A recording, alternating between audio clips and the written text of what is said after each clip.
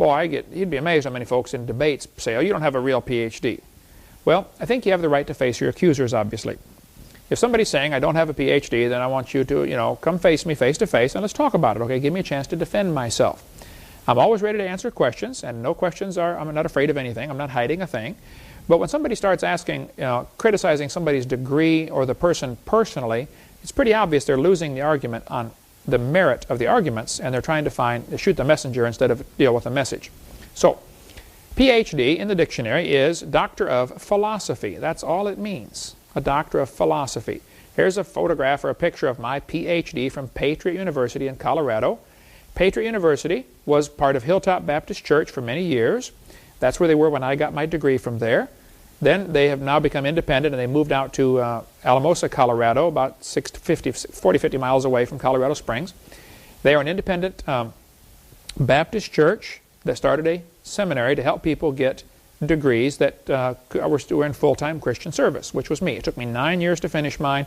I worked very hard for mine. I don't know if people work for theirs or not, but I worked hard for mine, and I got a PhD. If you don't like it, then call me Bubba or Kent or Hey You, and let's get back to the topic. Okay, you don't have to call me doctor if you don't like it. Patriot University was established in 1980. It's an extension of Hilltop Baptist Church, and it offered a PhD in education. I spent many years working for my degree, and I learned a lot, and I got a PhD in 1991.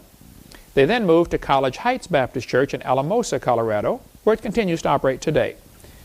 Some people put a picture of the church parsonage on their website and said, this is where Hovind got his PhD. Well, the church parsonage has the same address as the church. And how that applies to me, I don't know. I mean, it was a Hilltop Baptist when I got mine, and now it's in Alamosa. This really shows they're desperate and dumb, in my opinion. Some people have ridiculed the size of the school. Well, there's about 3 PhDs per year and about 25 graduates a year out of Patriot University. It's a small Christian college, no question. It'd be interesting if you could see the look on these guys' faces if they knew the size of the school that many of our early presidents or congressmen or military leaders graduated from. If Harvard offers a PhD degree program and only has 3 students in it, which is often the case, by the way, in many schools, 1 or 2 students many times in a PhD program, what does that mean? I mean, they're not accredited? Does it mean they're no good because they've only got 1 student or 2 students? I mean, come on. Use your head. Doesn't mean a thing. They say, is it a diploma mill? They're just cranking out these diplomas and selling them. You can buy it for $100. Well, that's not the case at all, okay? I worked hard for mine. If you don't like it, don't call me that. Don't do whatever you want. Patriot has 25 graduates each year. 3 to 5 are getting doctorate degrees. My 30-year study on creation led me to start this ministry. Full-time 1981. Started in 1989, but full-time 91. I speak a little over 800 times a year now on this subject. I've had over 80 debates. I've been a guest on 5,000 radio, TV, call-in talk shows. My itinerary is available on my website. If any evolutionist is interested in a public debate, they're welcome to contact me to arrange a time when I'm in their area and I'll have a debate in a public place like a university. If they don't think I have a doctor's degree, then call me Bubba and let's just discuss the topic of creation. So, we've been offering $250,000 for those that have real evidence for evolution, and I think it's one of the dumbest theories in the history of the world.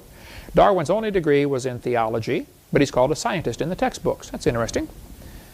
Who determines who a scientist is anyway? Who's making this call? A person who studies science is a scientist. Why don't they call him Reverend Darwin? That was his degree. Dr. Morris pointed out, it's worth noting that almost none of the leaders of this evolutionary revival have been trained as scientists in the modern sense. None were educated as physicians, as physicists or chemists or biologists or geologists or astronomers or other natural scientists. Charles Darwin was an apostate divinity student whose only degree was in theology. Charles Lyell was a lawyer. William Smith was a surveyor. James Hutton was an agriculturist. John Playfair, a mathematician. Robert Chambers, a journalist. Alfred Wallace had little education at all and a brief apprenticeship in surveying. Thomas Huxley had a very indifferent education in medicine. Spencer received practically no formal education except in railroad engineering. Thomas Malthus was a theologian and economist. Erasmus Darwin was a medical doctor and a poet. Yet all of these guys are the founders of the evolution theory. Only Jean-Baptiste Lamarck in France and Ernst Haeckel in Germany seem to have a bona fide education in a branch of science, and they all had their particular anti-Christian agenda. Haeckel and Lamarck were wildly wrong, and they used simple lies to promote the evolution theory. So, summary. I earned a PhD from a non-accredited Christian university. Thousands of major world leaders throughout history had no degrees of any kind. Thousands of major universities today offer distance learning, website learning, internet site. You don't have to go to the school to get your degree. In many cases, there's nothing wrong with that. Thousands of people who attend classes in universities cheat, lie, or bribe their way to get a degree. Getting a degree from an accredited university does not guarantee any level of intelligence or accuracy of beliefs. Science has a long history of teaching things that are wrong. If you don't like my degree, call me Kent, and let's get back to the topic. So if I was dumb and desperate, I would start attacking the person's degree instead of attacking the subject, which is exactly what's going on. Help them to grow up, get a life, and let's get back to the topic. Next question. People ask me, what about the Red Sea crossing? I mean, if a whole army crossed the Red Sea, there ought to be some evidence of this. Wouldn't you find evidence for the Bible being true? Well, in Exodus 14, it says they're going to encamp by the sea where God commanded them to. Exodus 14 tells us that when they went across, the waters, they went on dry ground, and the water was a wall on the right hand and on the left hand. So they're not wading across shallow water. There is actually a miracle. They're down in the sea with the water as a wall on both sides. Interesting. It says God took off the chariot wheels of the Egyptians. That's what the Bible says in Exodus 14. And the waters returned and covered the chariots and the horsemen. All right. Well, if you look at the country of Egypt, to the right side is the Red Sea. It has two branches to it. The left branch is the Gulf of Suez. The right branch is the Gulf of Aqaba. In between is what is often called the Sinai Peninsula. Phoenician princess pointed at a mountain one day and said, I think that's Mount Sinai. She had no clue where Mount Sinai was, but she said that's Mount Sinai. Everybody calls it Mount Sinai even today, but it's not Mount Sinai. It can't be, as we'll see in a minute. Apparently the children of Israel followed this red line out of Egypt all the way across what is now called the Sinai Peninsula and crossed over at the Gulf of Aqaba. I got this information from Ron Wyatt and Richard Reeves, who spent years over there researching this. There's a dry riverbed where that red line is that flows right up and ends up at the Gulf of Aqaba. Here you see it, the Gulf of Aqaba in the distance there, and there's actually a pathway between the mountains, very rugged terrain. It ends up on this beach right there where the arrow's pointing. This is a satellite view kind of from the north, and that is actually a giant beach, able to hold several million people. No way to flee north or south, because once you get out there, you are flat stuck. Okay, there's mountains all around, a little valley that you just came through, and no place to get out. Apparently the children of Israel got trapped there with Pharaoh's army closing in the gap behind them. At the south end of this beach, many years ago, Ron and his sons found a pillar, and they dragged it out and scrubbed it off, and they could only read a few words on it, mostly pretty eroded, but they found another pillar just like it on the other side in Saudi Arabia. And the pillar said this was erected by King Solomon to commemorate the crossing of the Red Sea. The maps of the depth of the water there are interesting.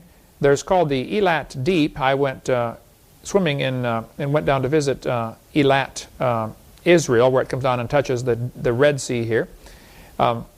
It's about 5,000 feet deep in here in the Gulf of Aqaba, except for this one spot where it's only 900 feet deep. There's a natural underwater land bridge. It's about 8 miles wide and only 900 feet deep. A friend of mine, Aaron, went over there and said, look, folks, this is absolutely correct. The Israeli bathymetric chart says this is only 900 feet deep here. And some people are criticizing Ron Wyatt, saying it's not true. There's not a bridge there. Yes, there is an underwater land bridge. So Ron and his sons went out there scuba diving out as deep as they could go, 150 feet or so, and found chariot wheels with no chariots attached and chariots with no wheels attached. They found rib cages of humans, rib cages and hooves of animals that are fossilized, not fossilized, but covered with coral. You can go to the museum in Cornersville, Tennessee, south of Nashville, about 50 miles, and I think it's exit 27, and there's a converted gas station right there, which is the Wyatt Museum, and see these things for yourself. See the horse hoof all dried up and dehydrated. The 18th dynasty in Egypt is the only one to use the 8-spoke, 6-spoke, and 4-spoke chariot wheels, and all of those are found at the bottom. On the right side over here, you'll see a mountain called Jabal al-Laws, which means mountain of laws, and that is Mount Sinai. The Bible says in Galatians 4, Sinai is in Arabia. Why are they looking for it in the Sinai Peninsula? It's not even there. It can't be. Apparently this is Mount Sinai, black on top. Whether that's from the burning or not, I don't know, but it could be that it actually burned and melted the rocks on top. At the bottom of this mountain, there's a bunch of rocks with, this one has a calf drawn on it. They think probably this is the altar they built with the calf. Exodus 20, God told them to smite the rock and water would come out for the people to drink. Most Bible pictures show a little stream of water coming out. They had several million